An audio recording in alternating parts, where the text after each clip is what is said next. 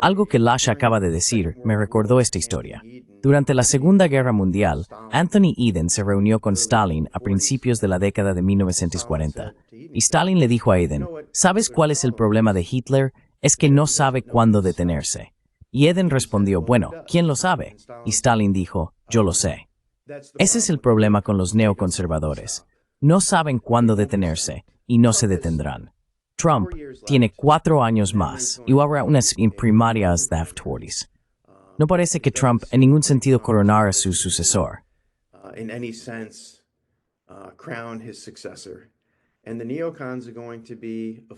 Y los neoconservadores van a ser una fuerza nuevamente a tener en cuenta. El problema, sin embargo, al que nos enfrentamos es que ahora son una fuerza a tener en cuenta en ambos partidos políticos. Así que es una pesadilla absoluta, porque no solo tienen una base sustancial dentro del Partido Republicano, muchos de ellos han migrado desde 2016 al Partido Demócrata. Y en algunos aspectos, el Partido Demócrata es incluso más neoconservador que el Partido Republicano. Así que van a seguir siendo una fuerza a tener en cuenta.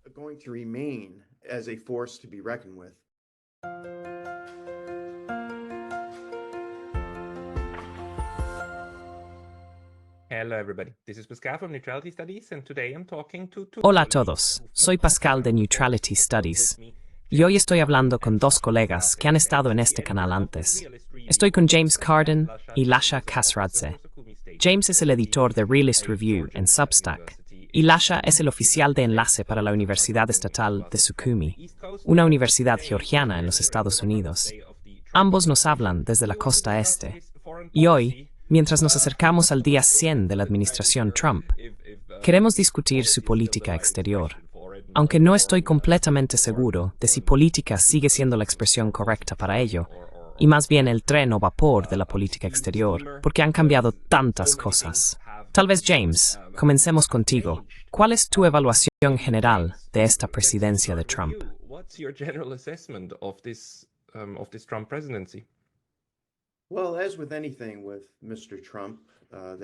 Bueno, como con cualquier cosa relacionada con el señor Trump, hay aspectos positivos y negativos. En este momento, el país y el mundo parecen estar enfocados en la política de aranceles de Trump, lo cual es bastante razonable. Sin embargo, creo que una historia que está siendo poco reportada es la división dentro del equipo de seguridad nacional de la administración Trump. Realmente el equipo parece estar a punto de desmoronarse. El secretario de Defensa Pete Hegseth, de quien realmente nadie pensó que estuviera calificado para el trabajo, ha demostrado que todos tenían razón. No lo está, y parece que sus días probablemente están contados.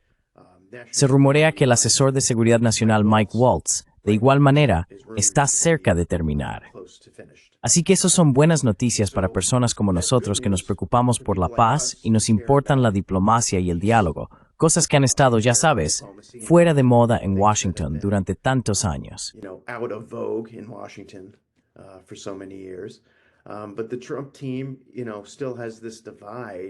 Pero el equipo de Trump todavía tiene esta división entre los tradicionalistas neoconservadores que han causado tanto daño al mundo en los últimos 20, 30 años, y el tipo de personas de América Primero, como J.D. Vance y Tulsi Gabbard. Creo que lo más interesante, y podemos profundizar en esto más tarde, es la aparición del asesor presidencial Steve Witkoff, quien realmente se ha convertido en el secretario de Estado en todo menos en el nombre. Hay mucho caos aquí. Por un lado, tienes a personas como Vance, Gabbard y Witkoff que están haciendo bien las cosas y haciendo cosas buenas, como hablar con nuestros adversarios, algo que no hemos hecho en años. Por otro lado, tienes a los tradicionalistas neoconservadores que parecen estar desmoronándose. Es una mezcla, como con todo lo relacionado con el señor Trump.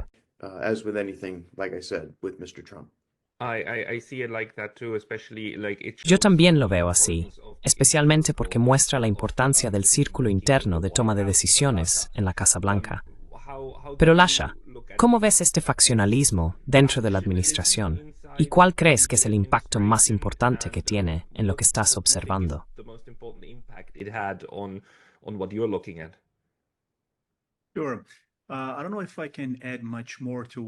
Claro. No sé si puedo añadir mucho más a lo que James acaba de decir, excepto retroceder un poco a los primeros días, quizás incluso poco antes de que Trump realmente entrara en la Casa Blanca. Todos hablamos y analizamos colectivamente cómo sería la presidencia de Trump en términos de política exterior. Había una especie de división regional en cómo lo veían. Por ejemplo, Rusia y Ucrania, relativamente hablando, rechazarían la influencia neoconservadora y tendrían más flexibilidad para hacerlo. Mientras tanto, la política de Trump hacia el Medio Oriente estaría más bajo la influencia de la tradición neoconservadora.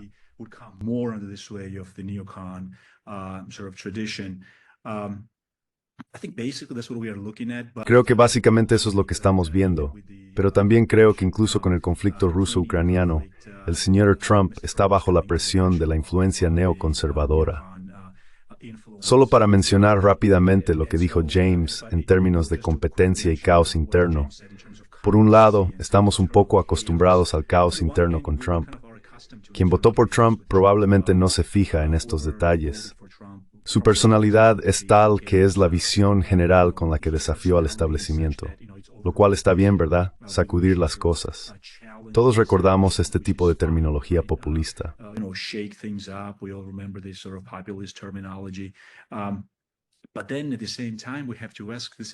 Pero al mismo tiempo tenemos que preguntarnos, esto es América, y tiene que ser gobernada, y hay instituciones. Y todavía quiero creer que hay controles y equilibrios independientes, ¿verdad? Llámame ingenuo. Pero eso es, ya sabes, mira, al igual que dice Mearsheimer, me encanta el hecho de que, ya sabes, esto sigue siendo una democracia liberal. ¿Y qué estamos haciendo al respecto? Pero ya sabes, todo este alboroto del teléfono celular con supuestamente información muy importante filtrada a miembros de la familia. Y quiero decir, bueno, ¿cómo puedo? ¿Qué debo decir? Quiero decir, esto es solo, no sé si esto es extremadamente serio, no serio, pero políticamente esto parece un desastre. Esto no es un país del tercer mundo donde se supone que estas cosas deben suceder.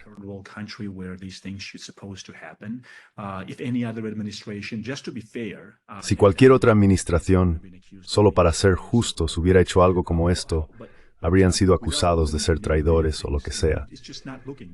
Pero sin entrar en detalles, simplemente no se ve bien. Pero también recuerdo al señor Hexer declarando en Bruselas, creo que fue hace unos meses, en una conferencia de seguridad, diciendo que ha llegado la era en la que el poder importa. Si recuerdas esa frase, estoy parafraseando, obviamente, pero dijo que el equilibrio de poder, o algo en la línea de que el poder importa, no algunos ideales y una visión del mundo utópica. Y algunos de nosotros que realmente nos adherimos a una política exterior pragmática, algo orientada al realismo, dijimos, sabes, yo sé que lo hice. Sabes, se veía genial.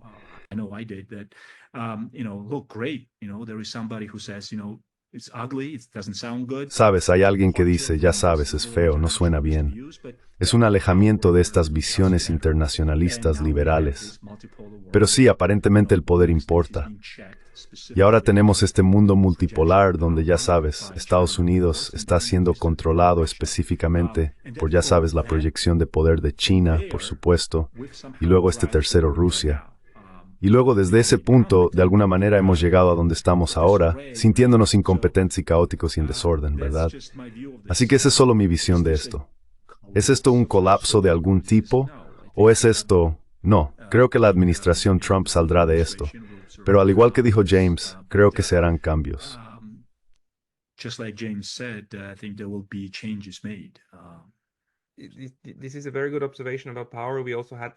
Esta es una muy buena observación sobre el poder. También tuvimos la declaración, por supuesto, del secretario Rubio al comienzo de su mandato, de que ahora vivimos en un mundo multipolar. Y esto es normal. Y solo necesitamos encontrar nuestro lugar. Y también deberíamos recordar en realidad que Donald Trump comenzó su campaña, su administración, con su discurso inaugural diciendo algo así como, seremos recordados por las guerras en las que no nos involucramos. Él es el candidato de la paz. También se presentó durante la inauguración como el candidato de la paz.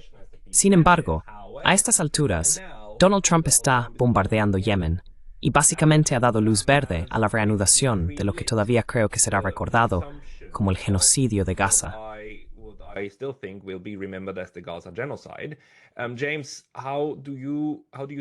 James, ¿cómo concilias esto? Por un lado, tenemos todos estos esfuerzos de paz con Ucrania, que también aplaudo mucho, y Vitkov está haciendo un trabajo fantástico, tratando de llevar a la administración Trump a un lugar donde o bien se llega a un alto el fuego o se realiza una auditoría. Parece que ahora lo siguiente será que Estados Unidos simplemente lo dejará y se retirará, lo cual probablemente no sea algo malo. Pero el Medio Oriente, ¿cómo concilias estas dos cosas y también la retórica hacia China? Quiero decir, están conectados, creo.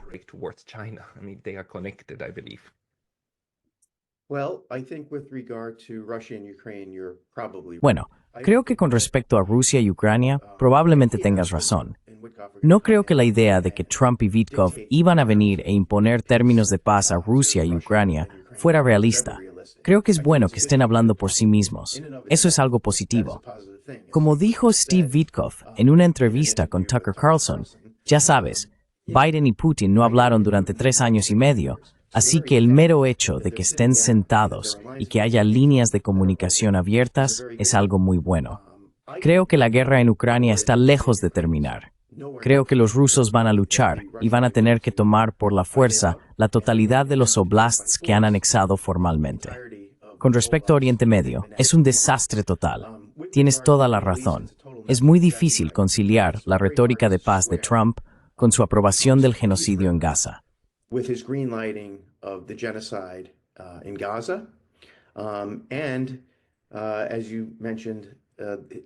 Y como mencionaste, el bombardeo de los hutíes. Por otro lado, Steve Vitkov, nuevamente, está hablando directamente con los iraníes, lo cual es algo muy positivo. Lo que nosotros, en el trasfondo de todo esto, y no se supone que debas decir esto en Washington, es el lobby israelí y los lazos que Trump tiene con Netanyahu. Y él está en una posición muy difícil porque su base de donantes, sus lazos con el lobby, le impiden hacer, creo, ciertas cosas. Pero no les ha impedido hasta ahora hablar con los iraníes.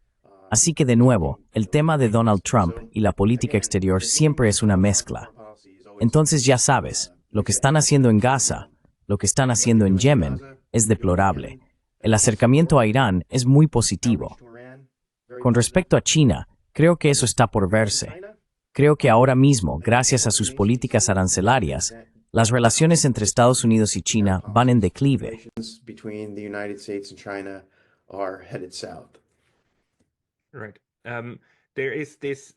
Correcto. Básicamente hay dos corrientes de pensamiento. Una dice que Trump está realmente reformando y cambiando la política exterior e interior de Estados Unidos. Para hacerlo, tiene que desmantelar algunos mecanismos internos, incluyendo USAID, y esto representa un cambio genuino. Luego está la otra corriente de pensamiento que dice, no, esto es una continuación de la política, una continuación de la agenda. Es solo reagruparse, recargar y luego disparar en un teatro diferente. En lugar de apuntar a Rusia, apuntas a Irán y finalmente vas a apuntar a China. La administración Trump en realidad solo quiere reenfocar el poder duro de Estados Unidos en China y Rusia. ¿Cuál crees que es o qué tercera opción podría ayudar a explicar lo que está sucediendo?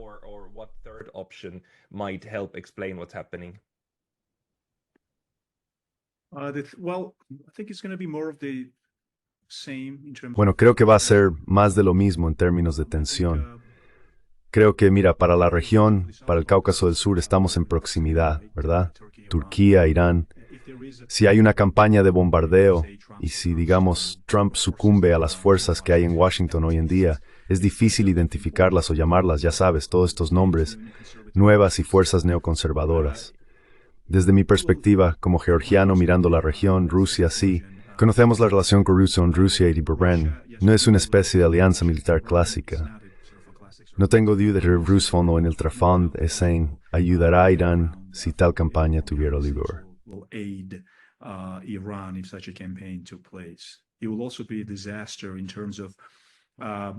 También será un desastre en términos de geoeconomía y geopolítica regional, con este mundo túrquico emergiendo desde Azerbaiyán y el corredor de Sanga Sur, al que Irán se aferra para mantener su ventaja estratégica.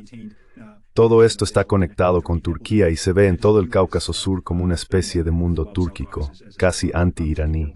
Depende de cómo una invasión o campaña de bombardeo de Irán interrumpiría y crearía aún más un abismo con Irán y todo ese entorno estratégico, geoeconómico y geopolítico túrquico. Entonces, ¿cuál era tu próxima pregunta? Creo que también mencionaste a China, o...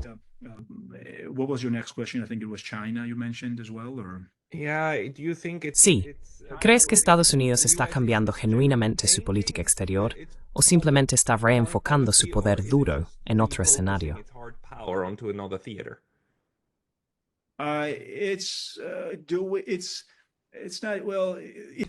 Su instinto es ser expansionista, estar en todas partes al mismo tiempo, pero creo que se ve obligado a cambiar y ajustarse en función de los centros de poder rivales que han surgido. Ya sabes, China, Rusia, y regionalmente creo que hacia Irán no ha cambiado mucho. Trump mismo individualmente no quiere involucrarse en esto. No creo que sea un presidente belicista que diga, ya sabes, deberíamos bombardear a todos los que no estén de acuerdo con nosotros.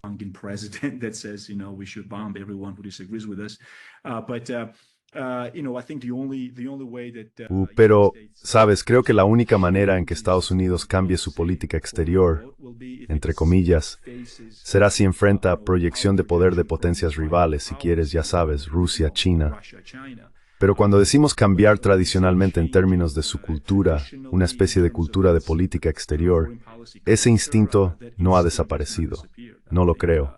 Pero pienso que es ese poder y la especie de emergencia de esta multipolaridad lo que lo ha obligado a tal vez gestar política exterior at Pionord.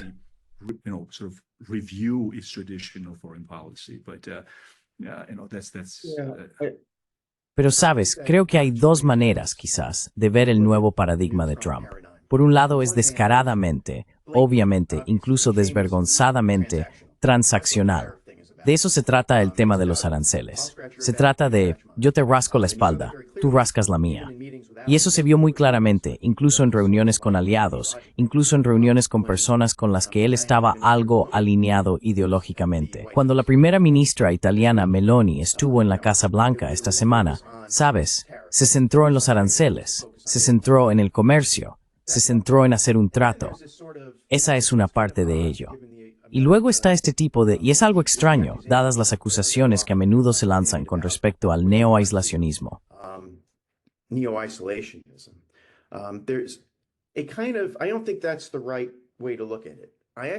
No creo que esa sea la manera correcta de verlo.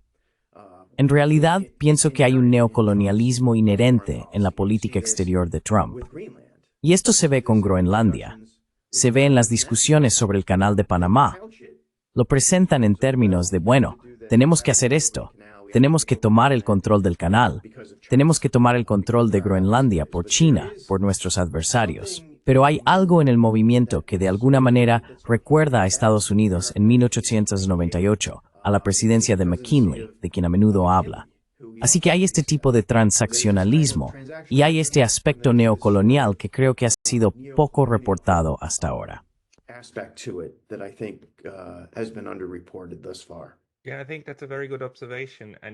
Sí, creo que es una muy buena observación. Y tal vez solo me gustaría añadir que usando tu metáfora, no es tú rascas mi espalda, yo rasco la tuya. Es más como, te azoto la espalda hasta que sangra mucho y luego te ofrezco un ungüento a cambio de que rasques mi espalda. Donald Trump sigue creando estos puntos de presión extremos, muy dolorosos, que no estaban allí antes. Y luego los utiliza diciendo, si no quieres que hagamos esto, entonces tienes que darnos algo, ¿verdad?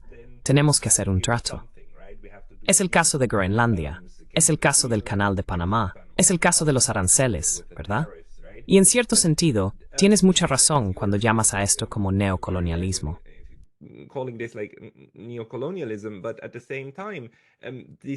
Pero al mismo tiempo, toda esta retórica de tenemos que ganar dinero o tenemos que ahorrar dinero no me cuadra mucho con las 800 bases militares estadounidenses en todo el mundo, que cuestan tanto dinero. Y el señor Trump dice que queremos dinero nuevamente, queremos dinero de la gente que protegemos, ¿verdad? Somos como la mafia, ¿verdad? Hacemos lo que no quieren en sus países, y tienen que pagarnos por eso. La otra opción sería, por supuesto, retirarlas. ¿Por qué no está pensando abiertamente en retirarse de la OTAN y retirar las bases como una ficha de negociación. ¿Por qué hace lo contrario? Quizás Lasha y luego James. Why does he do the opposite? Maybe Lasha and then James. Can I just briefly follow up what James said? Puedo hacer un breve seguimiento. Lo que dijo James me recordó algo, así que es una especie de pregunta. En el libro de Kissinger, creo que era Diplomacia, o podría haber sido Orden Mundial, no recuerdo exactamente cuál, pero menciona a Teddy Roosevelt. Habla obviamente desde la perspectiva realista de cómo, sí, por supuesto, fue bajo su mandato que Estados Unidos comenzó a involucrarse en los asuntos mundiales.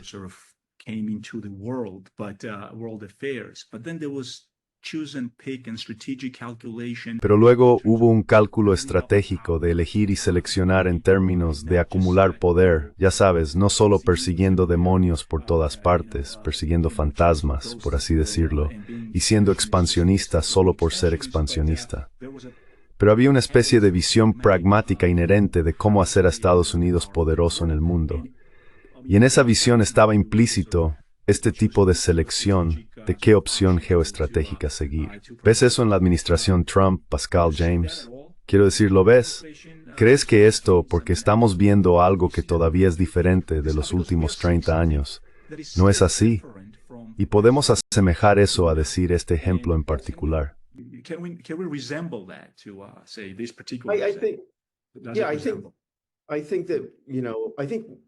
Sí, creo que a lo que te referías es a un justamente famoso discurso dado a la Cámara de los Comunes por John Bright durante la Guerra de Crimea, donde dijo que los países caen en la trampa de perseguir fantasmas en el extranjero mientras dejan que su propio país se pudra en casa.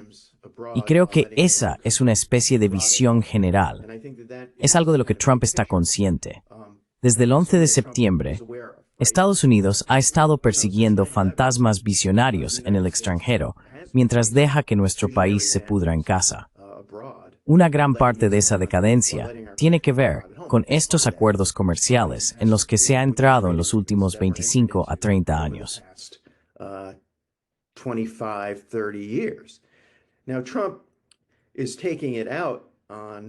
Ahora, Trump está arremetiendo contra estos países que firmaron estos acuerdos. Lo que es injusto es que estos acuerdos fueron nuestra idea desde el principio. Y parte de la trampa en la que Trump ha caído es de su propia creación. Lo que quiero decir con eso es que durante su primer mandato fue muy rápido en entrar y romper acuerdos que se hicieron entre administraciones anteriores y otros países. El mayor ejemplo de eso, por supuesto, es el JCPOA, el acuerdo nuclear iraní. Pero, por supuesto, rompieron una serie de venerables acuerdos de control de armas y nucleares de la Guerra Fría bajo la dirección del asesor de seguridad nacional John Bolton.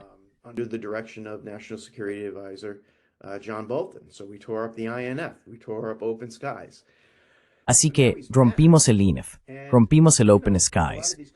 Ahora él ha vuelto, y muchos de estos países se preguntan, ¿qué tan bueno es realmente entrar en un acuerdo con Estados Unidos cuando una nueva administración puede llegar en 3 o 4 años y decir, no vamos a hacer eso?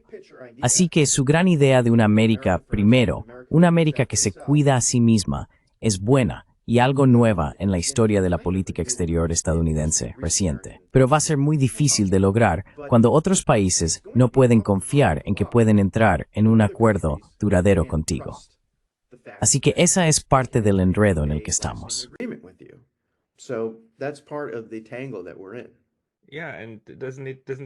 Sí, y no va aún más allá. No es solo que no puedas confiar en que Estados Unidos cumplirá un acuerdo más allá de la administración actual. No puedes confiar en que el presidente actual se mantenga fiel a sus propias ideas. Quiero decir, la saga de los aranceles ha cambiado de opinión casi a diario. Y también, ya sabes, la retórica y la realidad parecen ser dos cosas diferentes. Parecía que los aranceles estaban diseñados para ser proteccionistas nacionalistas. Pero ahora, realmente parece que son más otra forma de sanciones contra China, y van a ser una herramienta de negociación para obligar a otros países a imponer sanciones secundarias o aranceles secundarios a China para desenredar.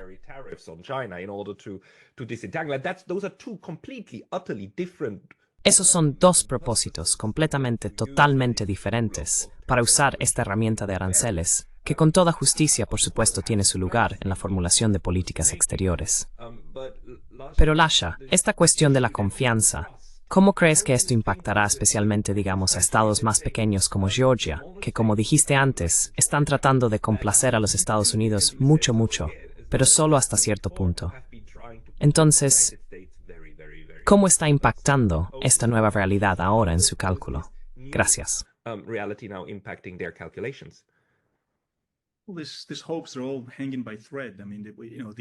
Bueno, estas esperanzas se están colgando de un hilo.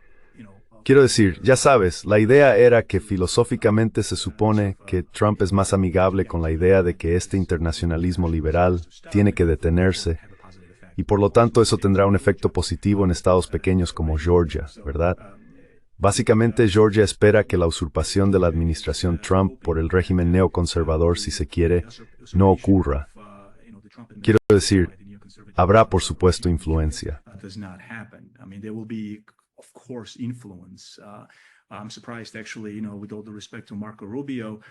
Me sorprende, en realidad. Con todo respeto a Marco Rubio, hasta ahora está siguiendo la visión de Trump, por así decirlo. Pero todos sabemos que Marco Rubio no es exactamente un practicante de la realpolitik con visión de futuro. Según mi observación, no ha tenido paciencia para ningún régimen o acción gubernamental que pueda estar tratando de sobrevivir por sí mismo o encontrar un equilibrio entre grandes potencias. Si el consenso de Washington no estaba de acuerdo, Marco Rubio sería el primero en decirlo. Y entonces te preguntas si Trump solo tiene 4 años más, ¿va a salvar el día el señor Vance después? No sabemos quién vendrá.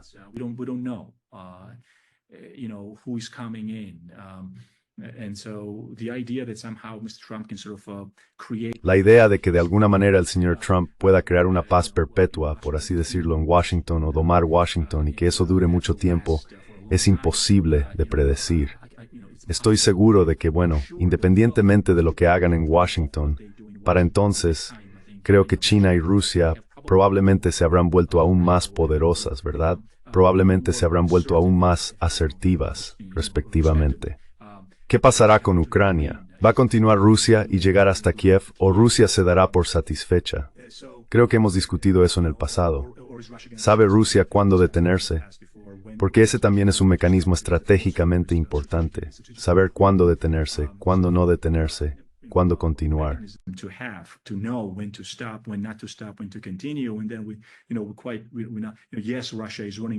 Y luego ya sabes, estamos bastante, sí, Rusia está manejando esto y quizás ha ganado esta cosa.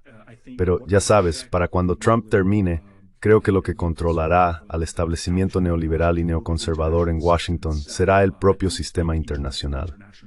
No creo que en términos del propio sistema internacional se pueda volver a los, ya sabes, días de siempre, esa unipolaridad. Creo que se acabó. Habrá por ejemplo, digamos que los demócratas llegaran al poder y esta élite tradicional de política exterior recuperara su poder en términos relativos. Sí, probablemente resistirán lo que está sucediendo hoy aún más. Pero no creo que la estructura del propio sistema internacional sucumba a eso. Creo que eso salvará el día, en mi opinión.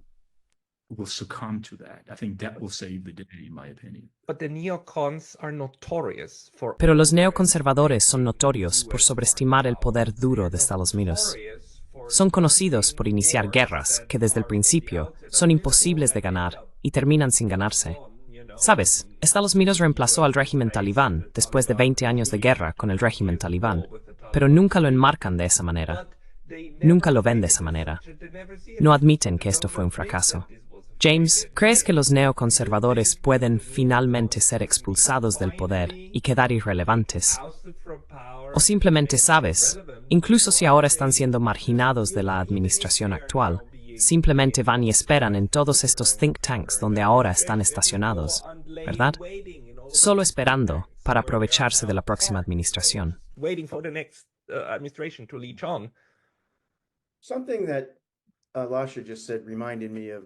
Algo que Lasha acaba de decir me recordó esta historia sobre la Segunda Guerra Mundial. Anthony Eden se estaba reuniendo con Stalin a principios de la década de 1940 y Stalin le dijo a Eden, ¿Sabes cuál es el problema de Hitler? Es que no sabe cuándo detenerse. Y Eden respondió, bueno, ¿quién lo sabe? Y Stalin dijo, yo lo sé. Y creo que ese es el problema con los neoconservadores. No saben cuándo detenerse, y no se detendrán. Y no, Trump tiene 4 años más. Y luego habrá unas primarias republicanas. And then there's going to be a Republican primary. It doesn't seem like Trump is going to No parece que Trump vaya a, en ningún sentido, coronar a su sucesor, y los neoconservadores van a ser una fuerza con la que habrá que contar nuevamente. El problema, sin embargo, al que nos enfrentamos, es que ahora son una fuerza con la que hay que contar en ambos partidos políticos. Así que es una pesadilla absoluta, porque no solo tienen una base sustancial dentro del Partido Republicano, muchos de ellos han migrado desde 2016 al Partido Demócrata. Y en algunos aspectos, el Partido Demócrata es incluso más neoconservador que el Partido Republicano. Así que van a seguir siendo una fuerza con la que habrá que contar, desafortunadamente, en Washington y desafortunadamente para el mundo.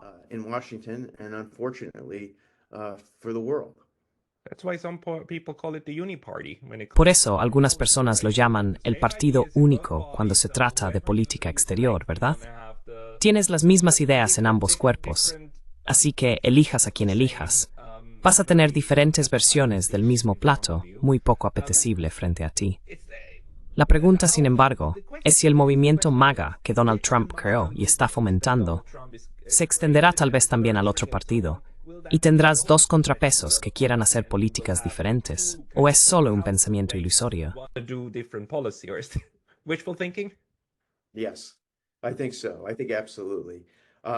Sí, creo que sí. Creo que absolutamente. Una de las cosas que la gente necesita entender sobre la historia del Partido Demócrata y su política exterior es que cuando las cosas se ponen difíciles, los halcones siempre ganan. Hubo solo un periodo muy breve cuando las palomas estaban en ascenso, y eso fue durante un periodo de 13 meses, durante la presidencia de Kennedy, después de la crisis de los misiles en Cuba hasta el asesinato. Quizás fueron los instintos pacifistas de Kennedy los que llevaron a ese evento en noviembre del 63.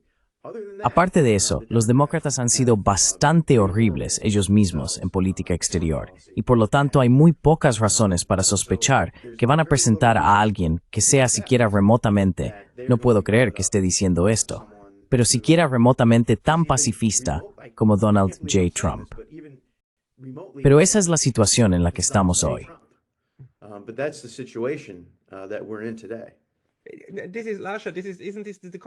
Esta es, Lasha, ¿no es esta la contradicción? Quiero decir, Donald Trump tiene esta retórica horrible, realmente una retórica de intimidación, pero la base subyacente que construyó es en realidad una agenda de paz.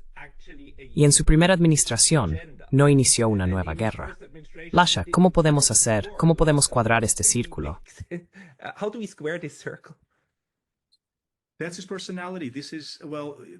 Esa es su personalidad. Bueno, dejando de lado su personalidad, quiero decir, básicamente sabemos cómo opera y cómo piensa.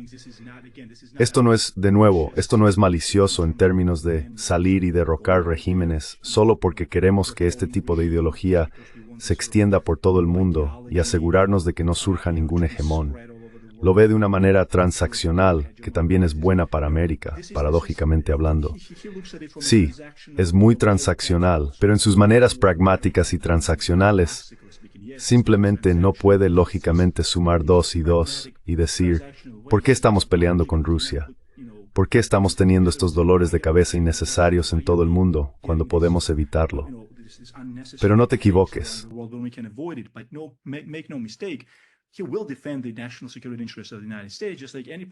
Defenderá los intereses de seguridad nacional de los Estados Unidos, tal como lo haría y debería hacerlo cualquier presidente. Pero creo que es más selectivo. Entiende lo que es innecesario y necesario, en mi opinión. Pero solo para, si me permites, James, contradecir un poco tu punto. Entonces, ¿crees que por supuesto los neocons y neolibs no van a desaparecer? Quiero decir, lo sabemos. Esta es la cultura del sistema político estadounidense, para bien o para mal. Es un hecho. Pero ¿no crees que de alguna manera la estructura cambiante de las relaciones internacionales será un contrapeso a sus instintos expansionistas y aventureros? Quizás en términos de política interna, estamos todos fastidiados. Pero ¿crees que en términos de relaciones internacionales estarán China, Rusia y ya sabes, el sur global? No, si lo miras. No, if you look at it, yeah, Lasha, if you look at it from a logical Sí. point, Si lo miras desde un punto de vista lógico, diría que sí. Pero no estamos hablando de personas que son lógicas. De lo que estamos hablando es de una burbuja. Chas Freeman, a quien sé que Pascal ha invitado muchas veces, describe al establecimiento de política exterior de Washington como básicamente autista, en el sentido de que no puede y no sabe cómo comunicarse fuera de su propia burbuja. Así que, en cuanto a los méritos, creo que deberías tener razón. Pero, desafortunadamente, no estamos tratando con un sistema que se doblegue ante la mera lógica. Tiene una lógica y una energía propias, y desafortunadamente va a tomar un evento realmente grande, quizás uno trágico, para que estas personas finalmente aprendan su lección. for these people to, finally learn their lesson. But there's more than the Pero hay más que el exterior como factor limitante. Lo que me parece es que todavía, de alguna manera, está funcionando el interno. Si miras la guerra entre Rusia y Ucrania, la guerra por poder de la OTAN contra Rusia en Ucrania, la única voz de la razón, aunque nunca se expresó públicamente, parece haber sido el Pentágono. El Pentágono parece haber dicho varias veces no a estos pasos más escalatorios de todos. Incluso cuando los estados querían tener la retórica de «te daremos lo que sea necesario» y derrotaremos a Rusia. Y este interno, quiero decir, la comprensión del Departamento de Defensa de los Estados Unidos, las limitaciones de los Estados Unidos, también en términos de producción de armas y demás capacidades. Y podría ser ese un factor que será aún más importante a medida que el poder económico de los Estados Unidos también parece estar disminuyendo en este momento. James y Lasha. Yeah, that's entirely possible. If the economy continues Sí, to tank, eso es completamente posible. Si la economía sigue deteriorándose, si seguimos enviando tantos misiles y armamentos como lo hemos estado haciendo a Ucrania y a Israel, es completamente posible que haya una restricción de costos económicos internos a nuestro exceso global. Espero sinceramente que ese sea el caso, pero ya veremos. Lasha, ¿cuál crees que es el impacto de la... the case, but we'll see. Lasha, what do you think is the impact of the military power? Because you were correctly Solo el poder militar, porque estabas hablando correctamente sobre el poder. Pero el poder relativo ha cambiado bastante. Y la evaluación, y ya sabes, lo bueno de los militares es que tienden a ser más realistas y tratan de evaluar sus propias fuerzas. No todos, pero muchos generales realmente intentan evaluarlas. many generals actually try to assess. In terms of power, I do think that there will, I do think that En términos de poder, creo que la energía unipolar que Estados Unidos, esta energía atlanticista que América ha tenido desde el colapso de la Unión Soviética, por ejemplo, será controlada por la propia estructura de las relaciones internacionales, todo este mundo multipolar. ¿Hasta qué punto? Esa es una buena pregunta. Y luego nuevamente con James en toda esta cuestión ilógica, donde hay personas decididas a causar estragos. Quiero decir, ellos escalarán, harán las cosas peores para Rusia, por lo tanto para Ucrania, quizás. Escalarán en el Asia-Pacífico, dirán que ya es suficiente. Finalmente Trump se ha ido. Ahora tenemos el campo. Quiero decir, hay todo tipo de formas fanáticas de, ya sabes, es fácil romper cosas. Es difícil construir cosas, ¿verdad? Como todos sabemos. It's hard to build things, right? As we all know. So yes, I'm with James when he says that. Entonces, sí, estoy con James cuando dice que la tradición profundamente arraigada, quiero decir expansionismo, pero expansionismo hacia qué y hacia qué es otra pregunta, ¿verdad? Quiero decir, ¿hacia qué se están expandiendo estas personas? ¿Cuál es este impulso fanático y perpetuo de mantener la primacía, pero con qué fin? En algún momento, la realidad debe indicar que es imposible mantener perpetuamente la primacía. Y siempre es mejor compartir ese poder, ¿verdad? Pero, ya sabes, especialmente cuando Rusia, como sabemos, no amenaza a Estados Unidos ni a los países de la OTAN. Y todos sabemos que eso es un mito. Así que prepárense para que ese mito regrese de nuevo. Ya saben, una vez que Trump se haya ido, y este alarmismo volverá. estoy seguro. Por supuesto, eso en sí mismo causará algún tipo de reacción en cadena que será más negativa que positiva, obviamente.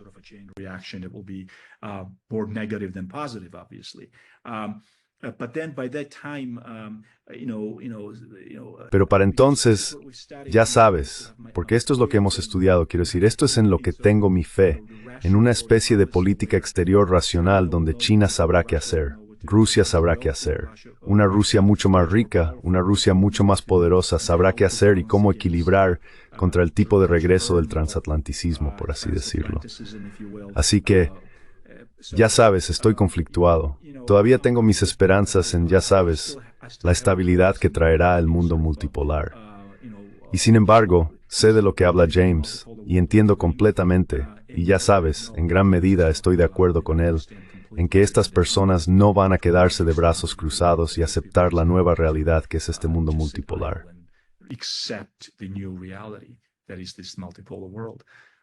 James, ¿quieres responder a eso?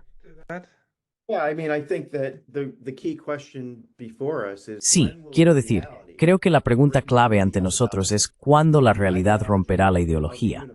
Y la ideología del unipartido en este momento está bastante intacta. La pregunta es, ¿cuándo las realidades del nuevo mundo multipolar, que seguramente ya está aquí, romperán esta burbuja? Romperán la burbuja de la que siempre habla Chas Freeman. Y esa es la pregunta. ¿Puede Donald Trump, en los 4 años que le quedan, mover a Estados Unidos de esta burbuja de irrealidad para enfrentar el mundo tal como existe? Esa es la pregunta clave. Esa es probablemente la pregunta más grande. Y ahora mismo, ¿qué es? 2 meses, 3 meses. No se ve tan bien. Sí. Lasha, you wanted to say something about that? Just for a second. Lasha, ¿querías decir algo sobre eso? Solo por un segundo. Toda esta noción de que la política de poder ha regresado, ¿verdad? Así que ha llegado este tipo de sistema internacional orientado a las grandes potencias. ¿Cuáles son tus pensamientos sobre la posibilidad de que, ya sabes, haya suficiente espacio donde las 3 grandes potencias dividan el mundo? Básicamente, Europa se está volviendo cada vez más irrelevante. Sabemos esto. Así que tal vez haya un acuerdo donde solo sería una división de recursos entre las 3 potencias, y no solo esta exportación unilateral de la visión estadounidense por todo el mundo.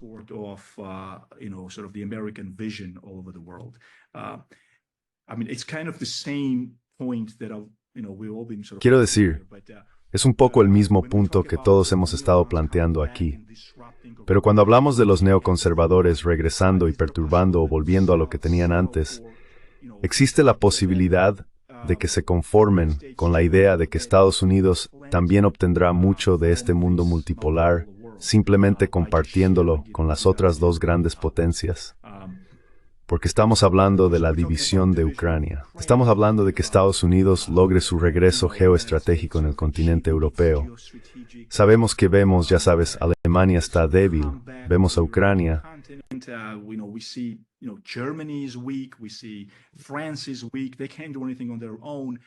Francia es débil, no pueden hacer nada por su cuenta. De alguna manera, ahora dependen aún más de los Estados Unidos. No creo que desarrollen estratégicamente y de manera autónoma su propia política exterior contra Rusia. Creo que eso es simplemente risible, en mi opinión. Y ciertamente no creo que Estados Unidos permita que eso suceda. Entonces, ¿crees que habrá una división de recursos, tanto militares, de seguridad como económicos, entre estas 3 grandes potencias? ¿Será ese el control definitivo sobre este fanatismo en Washington, por así decirlo?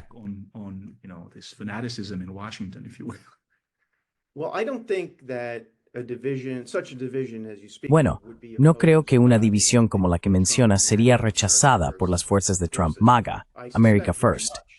Sospecho mucho que sería rechazada por los europeos, y los europeos en este momento parecen absolutamente decididos a hacer todo lo posible para subvertir cualquier tipo de acuerdo entre Estados Unidos, Rusia y Ucrania. Aunque probablemente no tengan los recursos militares para hacer mucho, la UE es bastante rica, tienen más personas, tienen un PIB más grande que el de Estados Unidos. Y creo que no deberían ser subestimados necesariamente. No creo que aceptarían tranquilamente una división tripartita del mundo. pero no creo que MAGA tendría un problema con eso. But I don't think MAGA would have a problem with it. And nor will the Africans, nor will the Southeast Asians, nor will Ni los africanos, ni los del sudeste asiático, ni los japoneses. Quiero decir, todos estos otros poderes seguirán intentando hacer lo suyo y hacer lo que les funcione. Pero lo otro que tampoco debemos olvidar es que, por mucho poder que Donald Trump haya acumulado y por mucho que pueda gobernar ahora por decreto, Estados Unidos no es un actor unitario y Donald Trump no solo depende de su círculo íntimo. Estados Unidos es ¿qué es ahora? 330 millones. Mientras, digamos, el reparto de ingresos. How many are you? Around 330. 330 million. And as long as let's say the revenue sharing of the three great powers, or how much ever it is, de las tres grandes potencias, o cuantas sean, mientras esos ingresos solo vayan a 10 o más futuros billonarios en los Estados Unidos y a nadie más, vas a tener toda la agitación interna para más cambios. Así que incluso si eso sucediera, no resolvería el asunto, ¿verdad? Entonces, la distribución interna de la riqueza en los Estados Unidos sigue siendo bastante mala. Y ves, tal vez como última pregunta, James, y luego Lasha, ¿ves que eso cambie? Donald Trump también está tratando de cambiar el modelo económico interno de los Estados Unidos. No lo creo.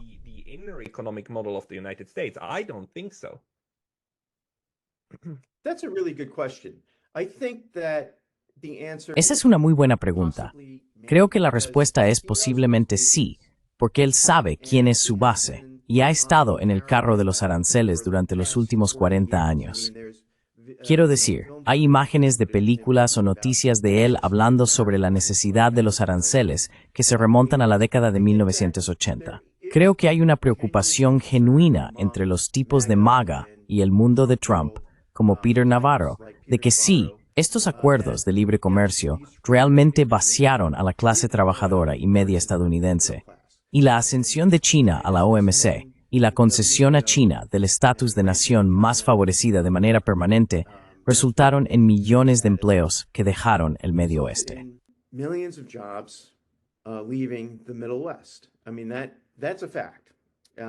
Quiero decir, eso es un hecho, y ni siquiera el más ferviente defensor del libre comercio podría argumentar en contra de esas estadísticas.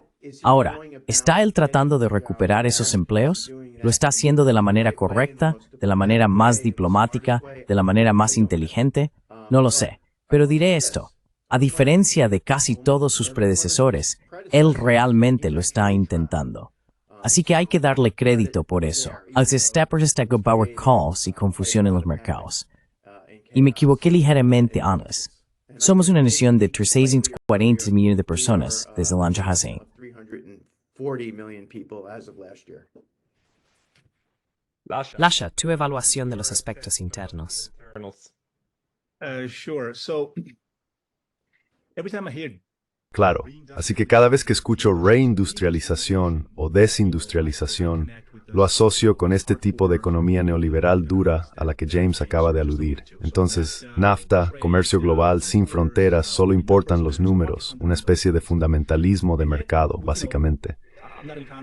Y sin embargo, no soy economista, pero se escucha una gran pregunta. ¿Cómo va a reindustrializar? ¿Qué está haciendo para reindustrializar? Y lo que estamos viendo es básicamente, en mi opinión, una versión modificada de la economía neoliberal que se esconde detrás de este internacionalismo económico para el pequeño, para que la economía se ajuste al hombre común, al trabajador en Estados Unidos. ¿Hasta qué punto eso es cierto? No lo sé. To what extent that is true, I don't know. We're looking at Sabes, estamos viendo una concentración de poder e influencia en manos de una especie de jóvenes oligárquicos hoy en día, las élites. Están reemplazando, sabes, es solo un mero reemplazo del mismo tipo de élite que se alimenta haciendo la vida más fácil y proporcionando muchos más, ya sabes, más recursos a las élites de los Estados Unidos que básicamente usaron a su favor durante, digamos, los años 70 y 80, la era económica neoliberal. Así que me pregunto hasta qué punto esto es realmente anti-NAFTA y pro-economía para los trabajadores, porque no veo cómo. ¿Vamos a reindustrializar? ¿Cómo vamos a traer de vuelta las fábricas de Nike? Nike factories. And what does it mean to reindustrialize nowadays in this high ¿Y qué significa reindustrializarse hoy en día en este mundo de alta tecnología? Así que me temo que ya sabes, esto no va a ser fácil. Y sin embargo estamos viendo este tipo de desmantelamiento de las instituciones gubernamentales, ¿verdad? Un odio económico bastante similar hacia el gran gobierno. ¿No es este el caso? Quiero decir, ya sabes, la era de Reagan y la era de Margaret Thatcher, donde se suponía que todo debía ser privatizado, ¿verdad? He hablado con David Gibbs, que estuvo en tu programa aquí, Pascal, y profesores y personas que realmente estudian este tema están desconcertados, en mi opinión. Así que podríamos estar viendo una retórica que podría, ya sabes, una retórica populista que podría ser más atractiva para un votante, ya sabes, un votante promedio. Pero ¿hasta qué punto las políticas económicas reales van a respaldar esa promesa? Es la pregunta que quiero hacer.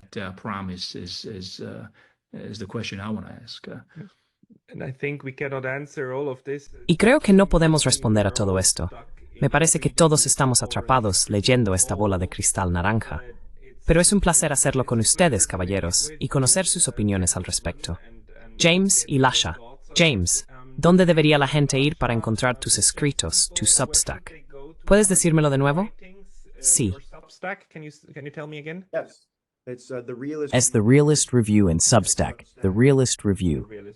Y Dan en el Comité ANO para el Acuerdo entre Estados Unidos y Rusia. Pondré los enlaces en la descripción. Y para ti, Lasha, ¿dónde puede encontrarte la gente? Bueno, pueden buscar mis artículos en The National Interest. Y creo, James, que hubo un artículo importante que podría aparecer en Acura. Así que no lo sé. Hablaremos con James sobre eso. Acabo de terminar un artículo. De acuerdo. Pondré todo eso en la descripción. It's that Ragams Kadden, Lasha Kasra, Zio Punandanga. Gracias.